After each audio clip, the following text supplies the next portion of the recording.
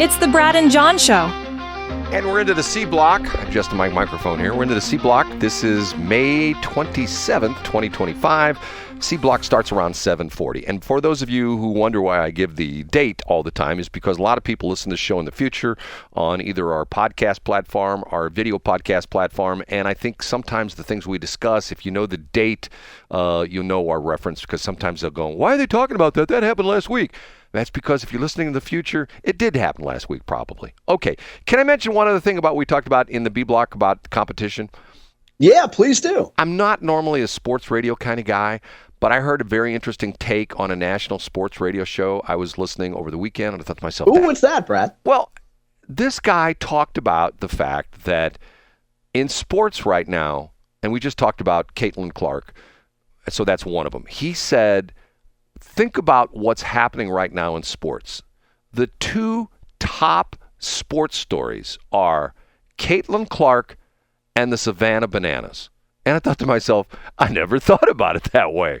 And his point was, if you had the Yankees play against and pick a team, in most of the stadiums around the country, they wouldn't sell out. Yet the Savannah Bananas sell out every place they go. Caitlin Clark, same thing. And his point was, if you go back 5 years, and he said if you transported yourself back 5 years in history and you had a soothsayer come on the radio on his station and say, in 2025, the top story in baseball will be the Savannah Bananas, and the top story in women's sports will be this girl who comes out of Iowa who's playing for the WNBA. People go, yeah, right. You're not going to have some fake baseball team and some woman in the WNBA be the top sports stories. And his point being that sports are not what they are anymore, and people are getting tired of the same old, and there needs to be things that have to reinvigorate the sports, and it just can't keep going on. The NFL owners just can't keep cashing all those huge checks they get, and the baseball owners, even though they cry poor, oh, we're the St. Louis Cardinals, our stadium's 20 years old, and we need to make some repairs, we don't have any money, we need the state to give us some money. Maybe that's what's going to be into this special session. Maybe Kehoe will throw that in there. Hey, and by the way, also the Cardinals need some money. Their stadium is 20 years old and it's gotten in terrible shape. There's pieces of concrete falling off, hitting fans in the head. Right, John? Yeah, I think so. I mean, that's the Leonardo DiCaprio argument, or I guess you could call it the Bill Belichick argument now. It's just, mid-20s is a little bit too old. Okay. And Brad, for every Savannah Bananas franchise that we see that's wildly successful, we have independent league baseball that can't draw 500 people. We have the USFL that failed. We have Vince McMahon's XFL that failed.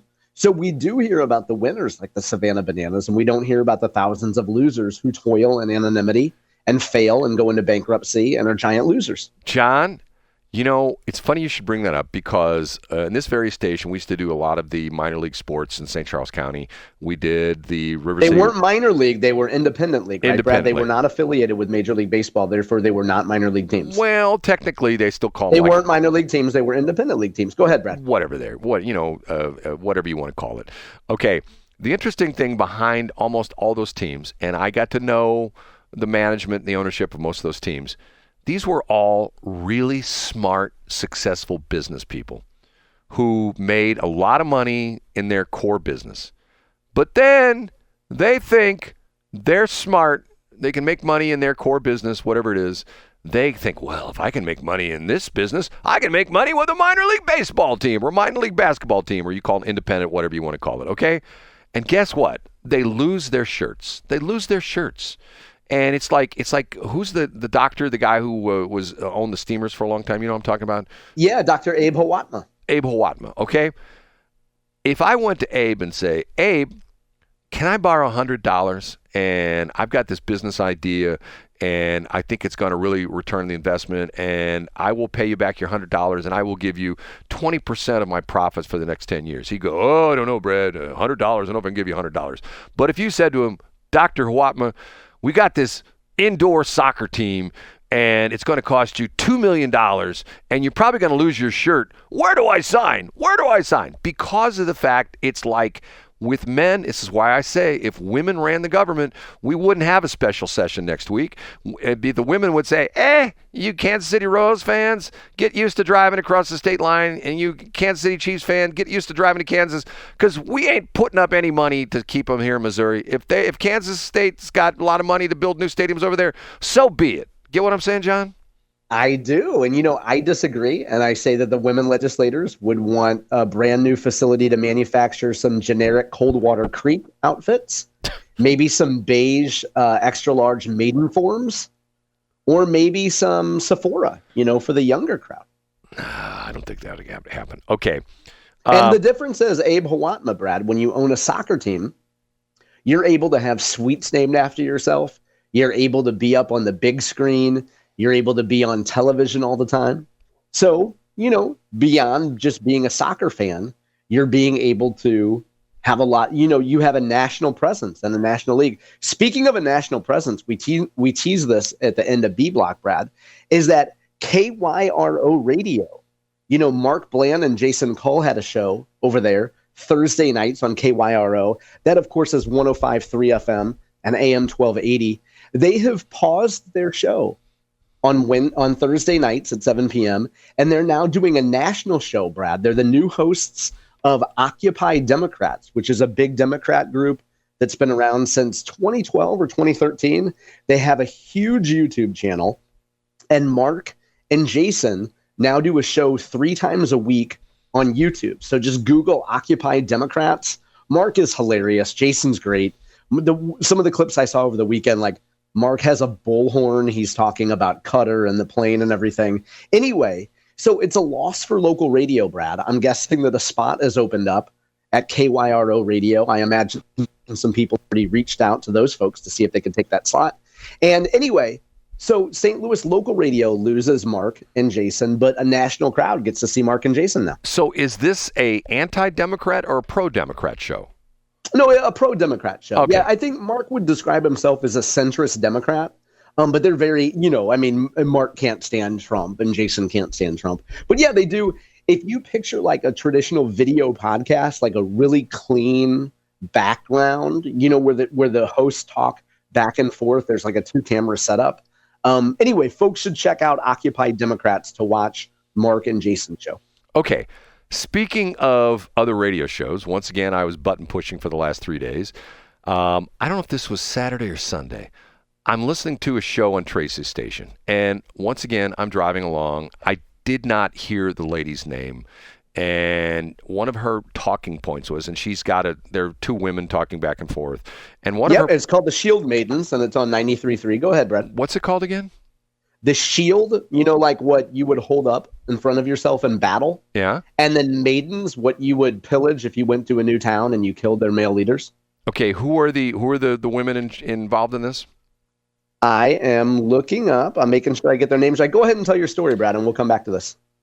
She's complaining that the state legislators don't make enough money. And she's saying, particularly in the Senate, the chiefs of staff make $80,000 to $100,000 a year, and the senators make a fortune of that. Okay, can I give you my read on this, John? Yeah, please do. This is like me listening to teachers complain they don't make enough money, and my comment to them is, "Oh, hold on a minute now. When you were in school, when you were studying to become a teacher to get your bachelor's and your teaching certificate, the teachers were making $100,000, $200,000 a year." And then the market crashed, and then when you graduated, you started at $35,000 a year. Man, I feel sorry for you. Obviously, I'm being facetious. If you know what you're going into, stop complaining. If you know that teachers don't get paid a lot of money, then guess what?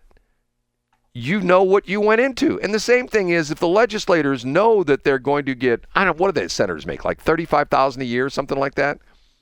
Yeah, it's a negligible amount of money. It's not enough to pay your bills. But it's a part-time gig. If you figure they were in session year-round, you double it. It's more than double because of the fact they don't even make it into they work 4.5 months. Isn't that what it comes down to? Yeah, that's not true.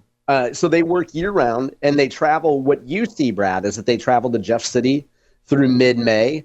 But the Brad Hildebrands of the world call them and annoy them about things, and are just super annoying 365 days a year. So they have to deal with that all year long. Well, but they don't have to show up for work. If they wanted, they could just say, I'm going to just cash my check. Yeah, I would compare. That's a great point, Brad. I would compare it to remote work. So you might not be in Jefferson City, in June, July, August, September, the rest of the year, but you still have people annoying you, contact your district lines. You still have your staff have to work. By the way, the name of the folks that do the Shield Maiden show is Stacy Shore. She is the mother of Sophie Shore, who we've talked about on the show, and then Lisa Panett. I hope I'm saying that name right. It might be Panett, but I think it's Lisa Panett. They host the Shield Maiden show, Brad. Okay, so they're complaining that the legislators don't make enough money. I say TS. I say you knew what you got going into it, and to the point where see, things like this just really bother me because of the fact that, like, we see local races. I mean, already the St. Charles County executive race is going to turn out to be, what, a couple $1 million when the smoke clears with all, all the I'd say there'd probably be about $3 million spent on that if I had to guess, Brad. Okay, and what's that job pay? What, like $100,000 a year, something like that? Yeah, not a lot, but it influences, Brad, a ton of construction contracts, a ton of, a lot of money is based on who's sitting in those seats. So you're saying that's the impetus for that. That's why. Yeah, of course. I mean, but Brad, look at how big St. Charles County government budget is. So you want your guy in there to pick your company for road contracts, for skylight projects, fill in the blank.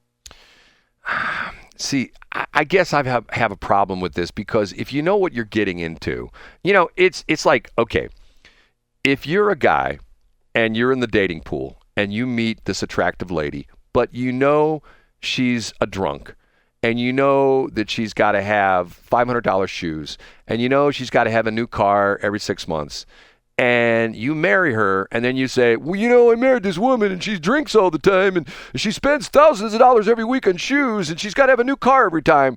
Who's to blame for that? Yeah, the man should take responsibility. He should have known what he was getting into. Right. I'm guessing, Brad, and I'll take you at your word when you interpret what these ladies were saying on the air. Let's say that they actually did say what you claim that they said. I think you can believe that legislators aren't paid enough and also believe that they know what they're getting into. Like, because the legislature doesn't pay a lot of money, you have a lot of really well-qualified people who can't afford to take that job. If you're making $190,000 a year, you can't lose, and your job doesn't give you the ability to spend 4.5 months a year in Jeff City. You can't lose that income if you're accustomed to making almost $200,000. So I see what they're saying. They're making a good point. I doubt that they're saying that people don't know what they're getting into, though. Well, John, can I give you since we're into the B block, I can give my crazy, weird opinions, okay? Yeah, please do. I think that what should happen is the legislature should pay the government for the privilege of being a senator or representative. Oh, that's a good idea. I say that if you're a rep, you write a check to the state of Missouri every year for $75,000. If you're a senator, $125,000 a year. And that's the privilege you get for having this nice place to go to work to. Think about it, John. When you go to Jefferson City at the Capitol building, it's this palatial building. It's like if you were going to join a real fancy schmancy country club. If you're going to join a real fancy schmancy country club, first off, you have to give approved by the members, vis-a-vis, in this case, the members are the citizens. Once you're approved, you have to pay your monthly dues, you have to pay greens fees and things like that. Same thing. Not only that, they should be charged. They should pay like $75,000, I say, for like the rep, and $125,000 for senator, and then they should also be charged rent on their office, and their per diem should be a backwards per diem, where every single day they're in session, they pay the government essentially, which pays part of the utility bills for the Capitol building. Can you imagine what the electric bill of the Capitol building would be? Come on. I know it. Can you imagine the pushback? Like, I know you're being facetious here. I'm not. But you are, because here's the thing. How is a black woman in North St. Louis City who makes $22,000 a year, how is she supposed to represent her constituents in Jeff City if she can't pay that much money? Super easy. She goes on the air like K-Love and say, "Hi, I'm Rachel Smith. I'm from District 132 and I'm in North City. I need you to donate to my fund." Yes, it cost me $75,000 a year to be a state representative, and I don't have $75,000 a year. So go on my website, send me money. And here, I'm going to come up with a new. I'd love to buy domain names. Do you really? I'm going to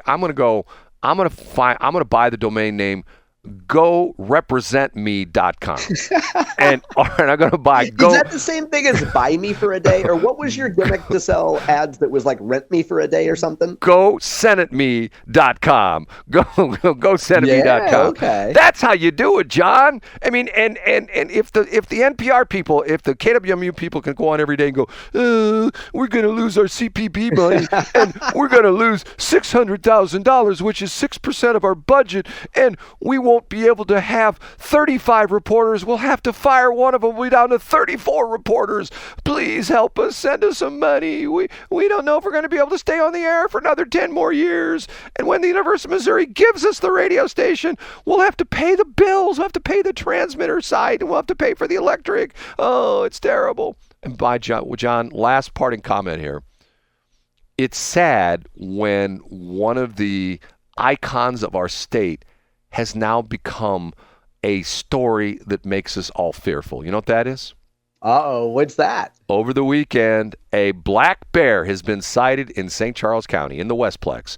One of the sightings. Oh, no, Brad, because the black bear is on the state logo. Exactly. One of the sightings was in Wentzville. One of the sightings was on the Katy Trail. Isn't it sad that if you look at our state emblem, which has two black bears, who are frontal, in full frontal nudity, on standing up on their hind legs, holding up the seal of the state of Missouri, isn't it sad that what used to be very common in our state is now to the point, oh my God, there's black bears in the Westplex. Oh, this is terrible. We can't have this. Right, John? Yeah, well, the state of Missouri contracted with the same company that worked for St. Louis County to redesign their flag, and it will now include a pickleball paddle. And it's been sponsored by Chicken and Pickle. And for only $75,000, you can sponsor the next state representative from Chicken and Pickle. John, you don't like any of my ideas, do you? You don't like any I of them? I think they're brilliant, Brad. No, you don't. Okay. John, I have to tell you, you're not going to believe it. I missed you all weekend, 3 days without. Oh, I missed you too, Brad. And that's why I turned my microphone off at the beginning, because I thought, Brad doesn't even deserve to hear my voice. Hey, I think I got it figured out for tomorrow. I figured out our microphone situation. Thank you for your patience, Brad. A day without John Combest is like a day without Preparation H. That's okay, John. Have a good day.